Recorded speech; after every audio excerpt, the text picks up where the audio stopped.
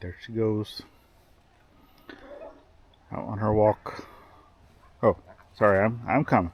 I'm coming. She's waiting for me. I'm coming. I'm coming. I'm coming. Let's go. I know. Come on. Welcome back to another Scuttlebutt with Ivy Smiley Factotum. we're gonna go for a walk. And do you want to hold that? I guess. I'm a little on the sore side right now. Well, I can hold it with my left hand. You can't go with your good I hand. hold it with my left hand. It's not my good hand. No, it's not. Not my good hand. You gotta make looks like- way for Giggles. Looks like She's there's always in the middle. some rain, possibly rain in the forecast. Oh, okay, go ahead. We're following. Someone's trying to run up on her.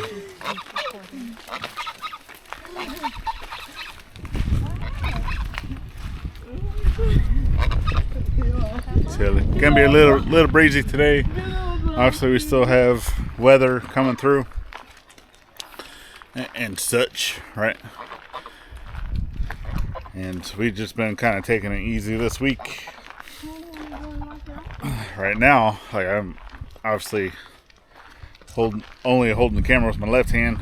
My wife's taking off because the kiddo decided to join us on the walk. And I've already talked about that, trying not to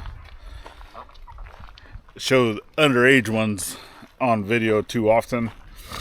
There's enough drama in the YouTube community with that. We don't want to be part of that. So all these states with their laws and things. So yeah, can't show a child vlogging without paying them a trust and yeah. I was like, oh jeez, yeah. So we've gotten, obviously a video came out today talking about some stuff, just things that was kind of mainstream homestead. Some of like the mainstream homesteaders, I guess, had talked about it, just a topic. And so we kind of I threw in my 2 cents. Gladys chose to stay off camera. I still got to get out here and fix the gate. We got a varmint chew a wire. So, y'all are going back already? Oh, they don't want to walk through the mud puddles. Yeah, I don't blame you. I don't want to do that either. I mean, weather-wise, like temp-wise, it's been amazing. Amazing this week. Just a little on the wet side. Obviously, I went through. We have another video that's going to be coming out Monday. Kind of going through. We've been prepping an area for fence and digging some test holes. And within 5 minutes, digging a 3-foot hole, right as far down as the auger, right? We're still borrowing auger from Dogman, and as far down as that goes, which is roughly 3 feet, pretty close to it. And within 5 minutes, that hole is filling up with water. So, yeah, to be able to put those posts in, right, we're gonna have to get some more materials, and then obviously I'm gonna have to go get the fencing material, because we've kind of changed our plans of what we wanted to do.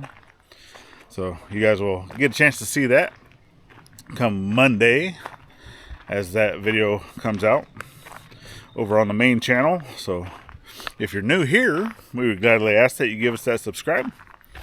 Share us out, help us grow. It's greatly appreciated. It's just always a little behind the scenes stuff. Looking at things of projects that we're doing, things we're working on. Or, sometimes we'll come in, we'll tell stories or whatnot, some sea stories. I've told a couple. Gladys never wants to tell hers. She's like, no, those are my sea stories and for me only.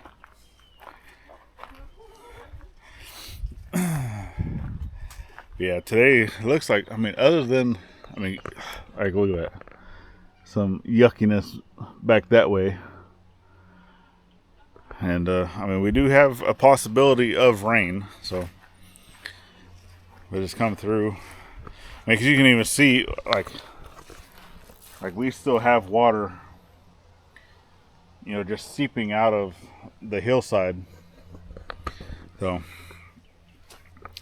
both here, both over by the house, back behind the shed room, all that stuff, which the shed room is going to be getting converted to something else after, because I've already talked about that too a little bit, even over on the main channel, that mom and dad are they're going to be doing both, both here in Texas. They're helping out with a family member down in Texas, so that they're already got their own place down there, and they're just going to be kind of going back and forth. And then we're still going to be building their cabin, and then, yeah. But that all that stuff up there needs to get moved, and we can't move it as long as they still have their stuff. So once they come back next month, they're bringing some animals, and then that's why we got to get all this area fenced in, right? So I need to add a few more posts over on this side, and then, but I need to get an order of rocks brought in, because a lot of these holes, and go ahead and get some concrete, at least for the corners, right? I'll go ahead and put like the corner posts, because I've done that, like with this one.